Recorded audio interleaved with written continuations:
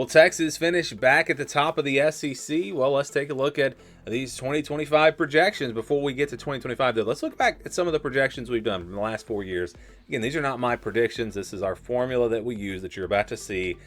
And you can see in 2021 they were projected to go 8-4. They went 5-7. In 2022 they were projected to go 7-5.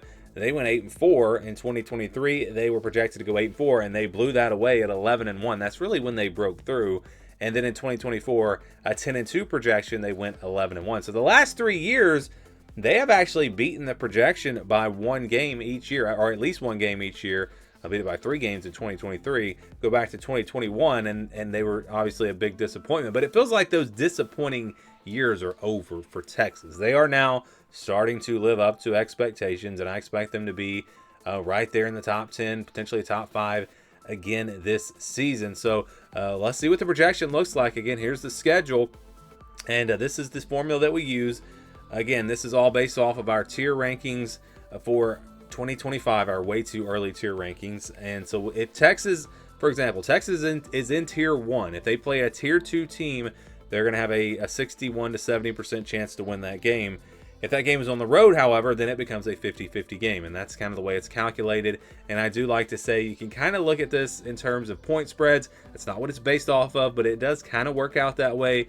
50-50 games are games where spreads are usually going to wind up 3, 4, 5 points. 61 to 70 games where the spread will be closer to a touchdown. 7, 8, 9 points. 71 to 80 games where the spread's probably going to be double digits, and then 80 or above. Those games where the spread will be 20 or more, and those games are counted as wins in this formula. So you can get to the wins here. You've got several of them: San Jose State, UTEP, Sam Houston, Kentucky, Mississippi State, Vanderbilt, and Arkansas. Now, all of these are not the same. You know, San Jose State, UTEP, Sam Houston, those games are probably closer to 100%. Kentucky on the road right after playing Oklahoma, that's probably closer to 80%. And again, this is based off of our tier system. There is no personal picks here. I'm not making any predictions or anything like that. It's simply plug in the formula. This is how it comes out. So yeah, that could be Arkansas. I don't know if I'd put Arkansas in the green. That might be a game that I'd put closer to 75% because Arkansas is not bad, but it is at home. And again, with our tier system, that's where it came out in the formula. So these games, again, counted as wins, games that Texas should win. It would be a pretty big surprise if they were to lose any of these games, unless we get into the season and Kentucky turns out to be a top 25 team. Obviously that would change things, but based on how it looks right now, these are wins that Texas should get. So now let's go to the games in the purple. You've got Oklahoma and Texas A&M. These are games where I think Oklahoma will be favored by about a touchdown. They are in a tier above both of these teams. So Oklahoma, Texas A&M's in tier 2. Oklahoma's actually in tier 3, but because it's away from home, that's why that one does turn out to be in the purple instead of the blue.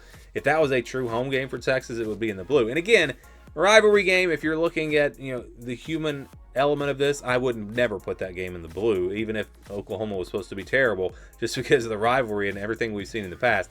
But again, just based off of our formula, it does come out in the purple. So Oklahoma and Texas A&M, games that Texas will be favored in, but you don't feel great about those games. You feel like they should win if they bring their A game, but if they don't, those games could be a little bit tricky. So yeah, rivalry games there, those will be tough. And then you've got Ohio State, Florida, and Georgia. So these are going to be the 3 biggest games, in my opinion, the 3 toughest games of the season for Texas. Ohio State's going to be a tier 1 team, just like Texas. It's on the road. That'll be tough. Ohio State's probably going to be favored by a little bit in that game. Georgia, Texas, again, a battle of 2 tier 1 teams. Games at Georgia probably going to be favored in that game. So if they lose both of those games, you're already down to 10-2. You can't really afford another loss. So that makes that Florida game huge. Now, Florida is in a tier below Texas, but because it's on the road, again, that does make this a 50-50 game. So if they lose all 3 of those games, Texas probably not going to get to the college football playoff because they're not going to have a lot of great wins. Their best win outside of those 3 games will probably turn out to be, Texas A&M, maybe Oklahoma. So those are 3 huge games all on the road, and they need to win at least one of them, in my opinion. If they lose, or if they don't win one of them, I think they're done.